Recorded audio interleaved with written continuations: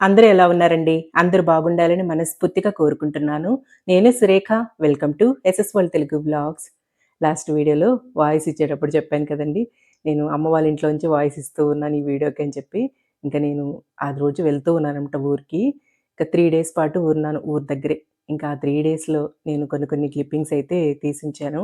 అవన్నీ కలిపి ఈ వీడియోలో పెట్టేస్తాను. ఫుల్ నేచురల్ వ్లాగ్ అండి. అందరికి బాగా నచ్చుద్దని అనుకుంటున్నాను.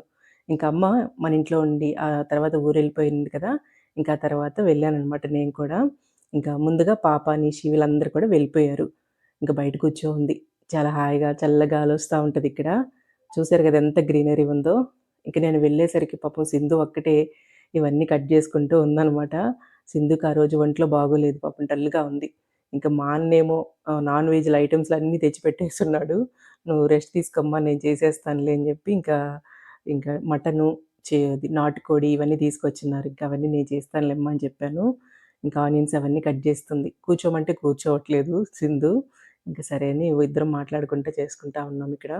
ఇంక ఈ ఎగ్స్ కూడా తీసుకొచ్చారు నాటుకోడివి. ఇంకా అవి సెపరేట్‌గా ఫ్రై చేసి పెట్టమన్నాడు. పిల్లలు ఇష్టంగా తింటారని. ఇంకా ఓ పక్కన ఫ్రై కూడా చేశాను. చాలా బాగా కుదిరింది. కాకపోతే లాస్ట్‌లో క్లిప్పింగ్ చూపించలేకపోయాను మీకు. ఇంకా నాటుకోడి ఫ్రైలాగా అట్లా చేసేసి మటన్ కర్రీ చేశాననమాట. ఇంకా బిర్యానీ మాత్రం సింధు చేస్తేనే బావుంటది. అందరికి బాగా నచ్చుద్ది. చాలా చేస్తది సింధు బిర్యానీ.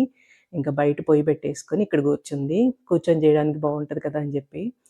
ఇంకా మధ్య మధ్యలో నేను హెల్ప్ చేస్తా ఉన్నానులెండి. ఇంకా బాగా గాలొస్తుందయితే బయట కూర్చుంటే. కానీ ఈ పొయ్యి మీదయితే తొందరగా అయిపోద్ది పననేది.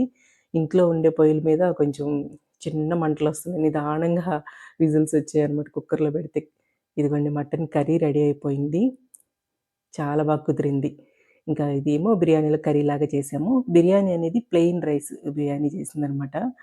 ఇక్కడ మేధాంషిని ఎందుకలా అంటున్నానంటే, "ఎలా ఉంది నాన్న టేస్ట్ చూసి చెప్పమంటే" అస్సలు బాలేదత్తమ్మా అని చెప్తున్నాడు.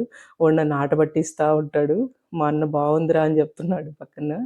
ఇంకా చికెన్ ఫ్రై చేసేసాము. పిల్లలు నాటుకోడి తినరు. ఇంకా అది కూడా ఫ్రై చేసేసామనమాట. ఇంకా సెపరేట్‌గా నాటుకోడి కర్రీ అనేది కూడా చేసామనమాట. దోసల్లో తినేసారు చూపిద్దామంటే.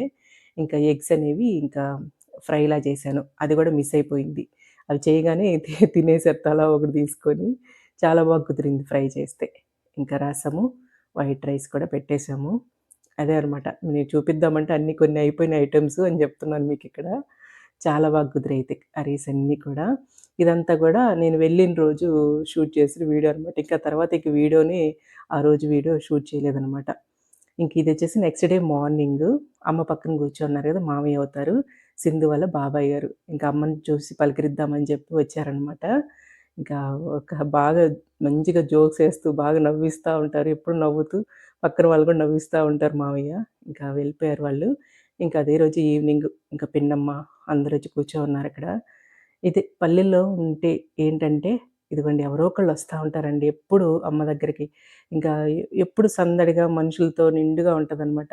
పైగా బయట అలా కూర్చుంటే చక్కగా చల్ల గాలొస్తూ బ్యాక్‌గ్రౌండ్ అంతా మీరు చూస్తున్నారు కదా! ఇట్లా చెట్లు అన్నీ బావుంటాయన్నమాట. పక్కన తోటలుంటాయి గదా! చల్ల గాలి. ఏమైనా పల్లెల్లో ఉండే వాతావరణం టౌన్‌లో, సిటీస్‌లో రాదు కదండీ! ఇంక అందుకే పెద్దవాళ్ళు ఒకవేళ మన దగ్గరకొచ్చినా ఉండలేరు.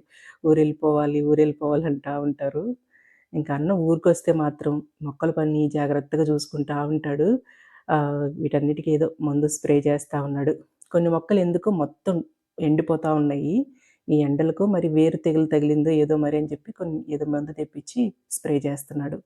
ఇంకా సింధు ఆహ్, టెంకాయ నీళ్ళు కొట్టించాను నాన్న. సింధు టెంకాయ నీళ్ళు ఏదో తాగుతుంది అక్కడ కూర్చొని. టవలు ఎర్ర టవలు ఉంది చూడు, ఎర్ర టవలు అది లెక్క అమ్మ కత్తిపేరుతో కోసిస్తుంది ఎలకాయ.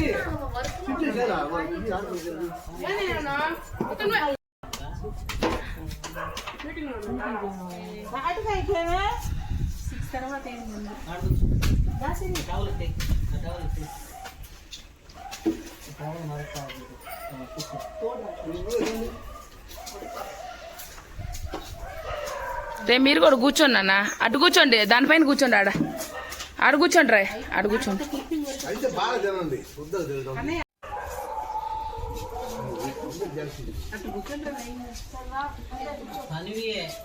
అక్కోలకి నాన్న, అక్కోలకి అత్తమ్మకి అదో రిత్వికి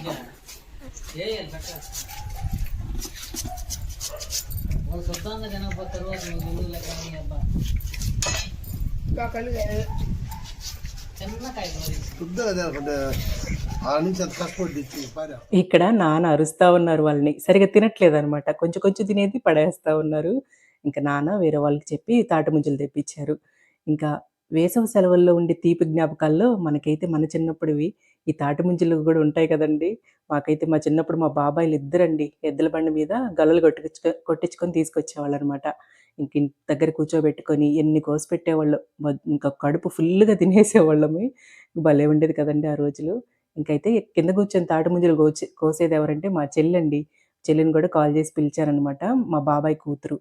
ఇంక తను వాళ్ళ పాపను గూడా తీసుకొచ్చింది. తను గూడా కాలేజీ నుంచి హాలిడేస్‌కొచ్చేసింది.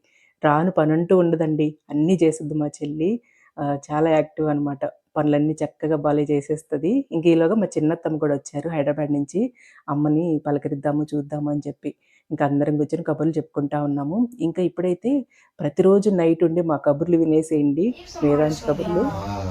నువ్వు కాదు నువ్వు రాలేదు మనం డైరెక్ట్గా ఒకసారి వెళ్ళాము పోయినసారే కదా పెద్ద బాటిల్ వెళ్ళాడబ్బా అది కాదు కాదు సరే చెప్పు పోతే మేమందరం కలిసిపోయి 6-7 పోయాం వాడికి వాళ్ళు దీపాలన్నీ వెలిగించినారు అక్కడ చుట్టూరు ఆగిపోయిందా అది ఆగల చెప్పనేనన్నా ఒంటి మీద కూడా గొట్లు ఉన్నాయి కదా బాగా ఇట్లా పోతా ఇట్లా ఒక దగ్గర దూరాలు అనమాట దూరి ఇట్లా అన్నా అనమాట ఎట్లా ఇట్లా వండి ఇట్లా అన్నా పైకి ఆ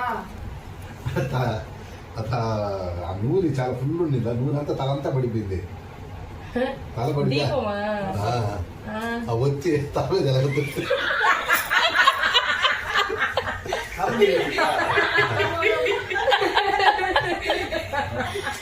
ఉండేవాడు ఉండే టక్కన నా పేరు సన్నిసామి సన్నిసామి తనేసాడు.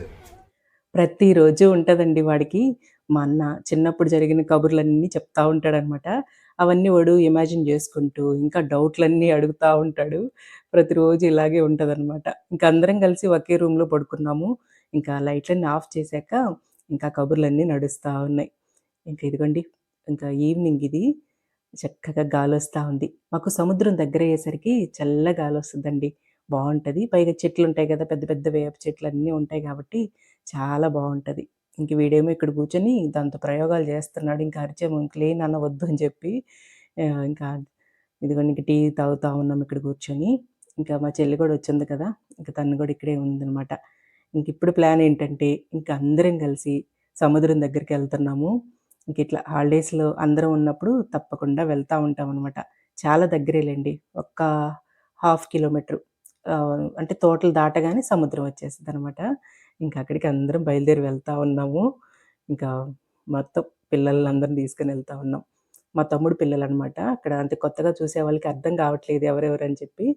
మా తమ్ముడు అంటే బాబాయ్ పెద్ద బాబాయి కొడుకు, కూతురు ఉన్నారు కదా! వాళ్ళు మా చెల్లని చెప్పేదొచ్చి పాప అనమాట. మా తమ్ముడు పిల్లలనమాట వాళ్ళు ఇద్దరు కూడా. ఇంక అందరం కలిసి వెళ్తా ఉన్నాము. ఇదిగోండి ఇట్లా ఈ ఊరు దాటగానే ఇక్కడ అలా పొలాలుంటాయనమాట. పొలాలంటే వరి ఎయరండి ఇక్కడ. వరి వచ్చేసి వేరే వైపేస్తారు. ఇటువైపంతా కూడా వేరుశనగ పండిస్తారు. ఇంక అన్నీ కూడా పప్పు నాటటానికి మొత్తం అన్నీ రెడీ చేసుకుంటా ఉన్నారు. ఇంక ఇదంతా అందుకే ఓపెన్‌గా ఉంది. ఒక్కొక్కసారి నేను ఇటువైపు వచ్చినప్పుడు ఫుల్ గ్రీనరీతో ఉంటది కదా! ప్రస్తుతం అయితే రీసెంట్‌గా పంట తీసేశారు కాబట్టి ఇట్లా ప్లెయిన్ భూముంది కనిపిస్తుంది. ఇంక మళ్ళీ పప్పు నాటుతున్నారు. త్వరలో మొత్తం పచ్చగా అయిపోద్ది ఇదంతా కూడా.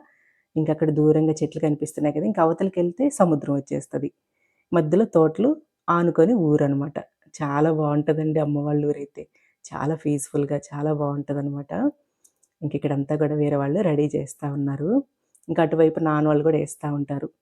ఊరికి దగ్గరగా ఈ తోటలు, సముద్రం భలే ఉంటది. ఇంకా సముద్రం దగ్గరికెళ్ళిపోతున్నాను కదా! ఇంక అక్కడ వ్యూ కూడా చూపిచ్చేస్తాను మీకు. అదే చెప్తున్నాను. ఇక్కడి అవతలే సముద్రం ఉంటది. ఇవతల ఊరుంటది. మధ్యలో ఈ తోటలుంటాయి అని చెప్తున్నాను మీకక్కడ.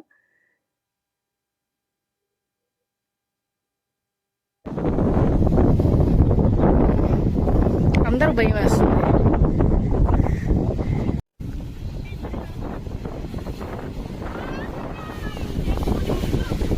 డబ్బులున్నాయి 300